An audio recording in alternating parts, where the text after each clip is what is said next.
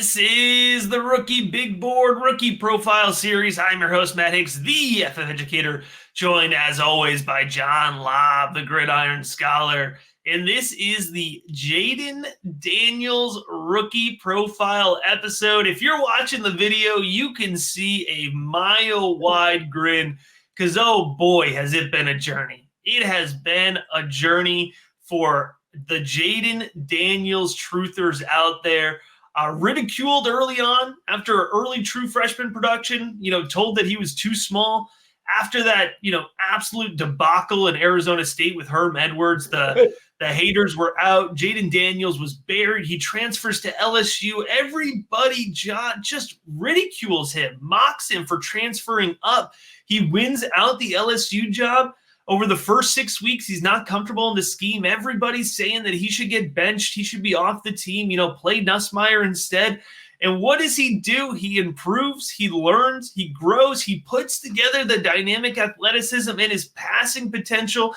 And then he comes out in 2023 and wins the Heisman. He puts it all together. And now we get to enter his rookie profile discussion, talking about a legitimate top 4 rookie draft selection.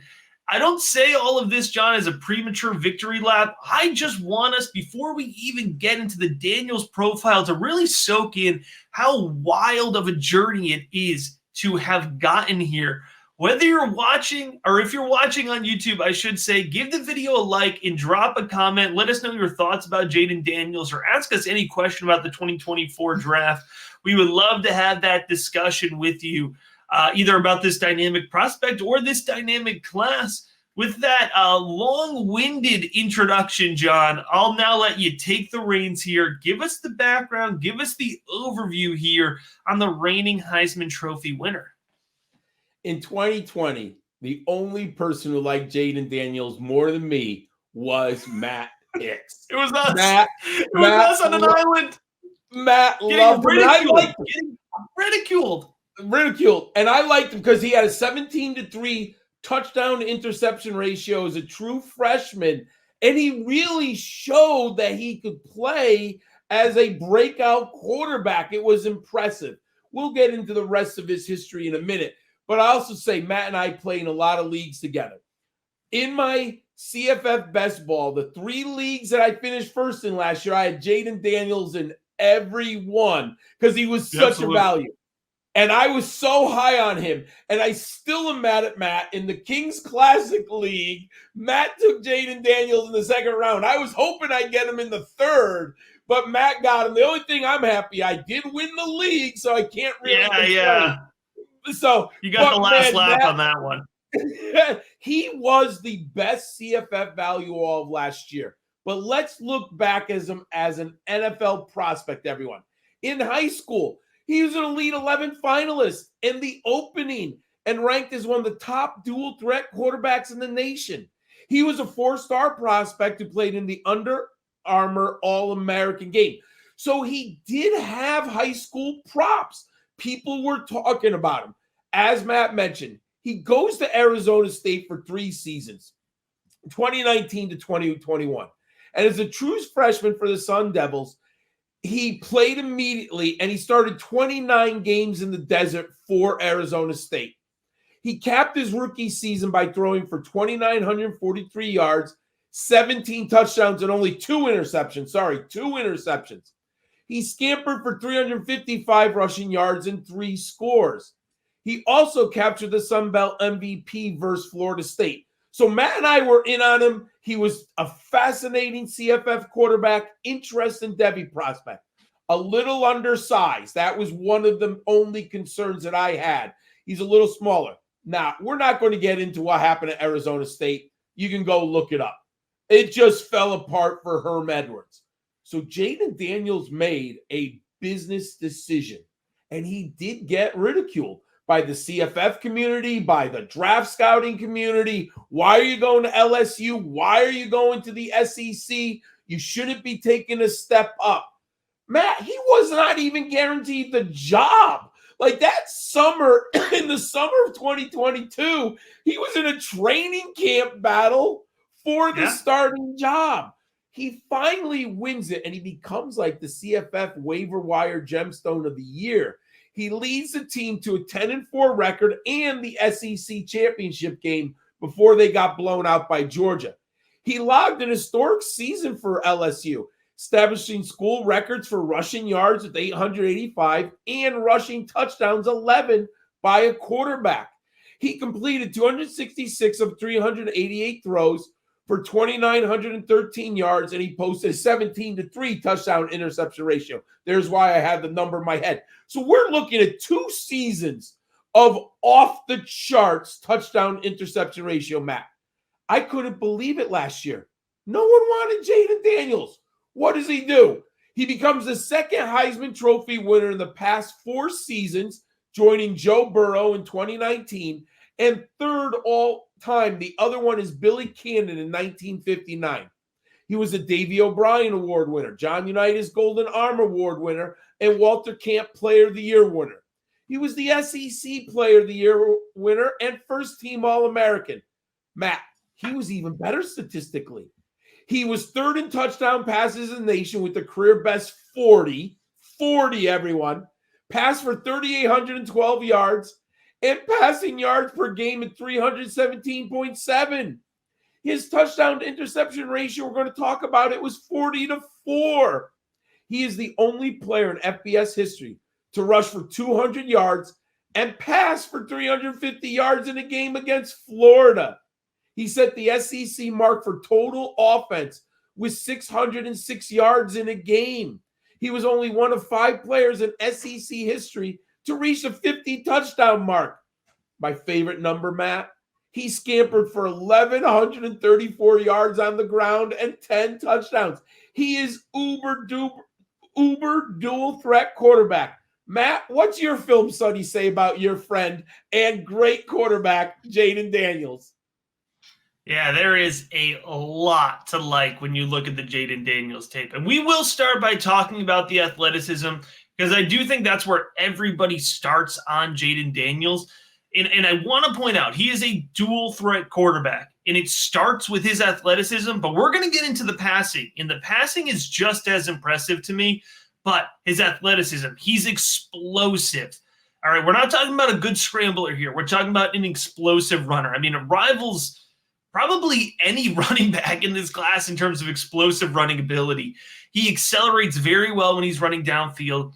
He's slippery within the pocket itself, which I really appreciate, but he's also very elusive in space. Now, let's get into his ability to work within the pocket, because I want to point this out. I mentioned his first 6 or so weeks in the 2022 season at LSU, so not his final season, his first year at LSU, he ran a lot. He ditched the pocket a lot. And I think he was dealing with, the 3 years prior at Arizona State, kind of being stuck in his head. He panicked. He left the pocket.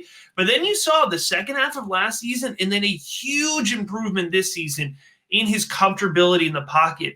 In 2023, he stayed in the pocket. He stood tall under pressure. He was not quick to abandon it, even when sometimes there were very open rushing lanes. I thought he felt pressure very well, which is something that we don't talk about enough with quarterback prospects, but he understood when to get the ball out. He understood when he could hold the ball a little bit longer and when he couldn't. In terms of his mechanics, Sean, smooth throwing motion. I think he's got a very quick release, which I like. A big improvement this year as well. A more steady foundation. He had much more consistent footwork in 2023. He processes well. He protects the ball. You talked about that touchdown to interception ratio. At times you'll see him force it into double coverage, but for the most part, he's putting the ball where his receivers can get it, where defensive backs can't, right?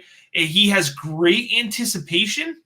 He leads his targets downfield. He throws to where they're going to be, not where they are. And he puts that ball on target where his wide receivers can get it consistently. I like what Daniels, he displays the ability to adjust the way he throws the ball based on his receivers, right? He has 2 excellent, probably first-round draft pick wide receivers playing on his offense in Malik Neighbors and Brian Thomas Jr. They win differently. He threw them the ball differently. He played into their skill sets because he knew how to anticipate where they were going to be and where they needed the ball. he doesn't have the biggest arm in the class, but he's got good zip and velocity on his ball in the short and midfield, and he can push it downfield. 45, 50 yards downfield, absolutely. But I love his touch. He puts a beautiful touch on his deep ball. Everybody talks about the Michael Penix Jr. deep ball. I don't know. Call me biased. Jayden Daniels, I think, has the best deep ball in the class. Just in terms of that touch, that feel that he has. There's nothing that I dislike about his game. Now, I will say that's not true. One thing I dislike about his game, we're going to talk about it because he's a runner and he's got a little bit smaller of a frame, 6'3", 210. So we're going to talk about it. My man, like we got to send him to, training camp with the LSU baseball team or something. Like we got to figure out how to slide Jayden, right? Like he takes unnecessary hits. It's not going to fly in the NFL, but that's coachable. Yeah, that's coachable. And the thing about LSU too, despite the fact that he was the Heisman Trophy winner, it's very rare to be the Heisman Trophy winner for a team that had 8 wins, right? So he was playing hero ball a lot. And I'm hoping in his NFL team, he doesn't feel that need to play hero ball. He gets down more often. He doesn't take as many big hits. He didn't really have a problem with injuries. The only game he got knocked out of was Alabama with a concussion. And let's be honest, that was probably a headhunting situation. But so none of those big hits led to injuries, but that luck will run out at some point in the NFL. Yeah. So that's the only flaw for his game is that, he needs to get down. He needs to slide. No flaws, though, John. No flaws if you head on over to patreon.com/rookiebigboard and get in on our tremendous resources. The most in-depth rookie rankings you're going to find out there. Over 65 player profiles fully completed already. Every player declared for the NFL draft in our rookie rankings. Personalized trade, roster overhaul, draft advice, anything that you want fantasy football wise in the Rookie Big Board Discord. We're chopping it up literally 24/7. I wake up in the morning, John, I'm just answering patron questions. It's the first thing I'm doing because we're in every time zone. So it's a really cool experience being in there in the Rookie Big Board community. Head on over to patreon.com/rookiebigboard. You can get 15% off an annual subscription now. Get ahead of your league mates. John, we've talked about the full tape breakdown here for Jayden Daniels. We've talked about his background, but what about those stats? What do those numbers say about his ability to translate to success in the NFL? When I'm looking in my model, the first numbers that I'm looking at are the passing numbers. And Matt, his rushing is incredible. And when you put together the totality of him, he is in that Tim Tebow, Cam Newton, Lamar Jackson type of dual threat college prospect. He's unbelievable. Matt, I think he could be a punt returner in the open field. He's elusive. He's fast. Now, he does take too many hits. It's going to catch up with him because there's so many times I'm watching, I'm like, please slide, right? Like there's no reason to get a hit to the shoulder or the head. He's already got his 35 yards down the field. You're amazing. Slide, but he takes some unnecessary hits. But as a passer, Matt, my model, why do I love him so much? The numbers count his seasons at Arizona State. So it averages early and his uber success late. 55 games in college. If it wasn't for Bo Nix, we'd be talking about the number of games he's close to setting a record. It's amazing. He has a 158.4 passing efficiency. And 3 of those seasons were with the Sun Devils. Yards per attempt, Matt, you mentioned it. I think he throws a beautiful deep ball. And I think his deep ball got much better this year. But over his career, he averaged 8.9. That's a really healthy number considering where he played for 3 seasons. There's my favorite number, Matt. Touchdown interception ratio, 89-20. He only threw 20 interceptions in his college career. And the rushing equity, Matt, is off the charts, 44%. We are talking about Lamar Jackson-esque territory. I'm all in on Jayden Daniels. Matt, should fantasy fans be all in on Jayden Daniels? Let's put it all together here. Let's talk about fantasy football projection, starting with that NFL draft capital. I think there is we're past the point of discussion. We're past the point of tiptoeing towards it. He's a top 10 NFL draft pick, absolutely locked in here, which means he's going to be locked into a top 4 Superflex rookie draft pick. You know, I think there could be some leagues where he falls to 105. I just can't imagine falling much further unless we really don't like the landing spot. But I don't see a lot of teams, you know, picking in the top 10 that would need a quarterback that would turn me away from Jayden Daniels just because there's so much upside there. I have him projected into my league winner tier. So that's going to be somebody who's going to put up quarterback 1 weeks. I think that he could come in and be a quarterback, you know, a top 16 quarterback. So quarterback 1, quarterback 2 in his first season.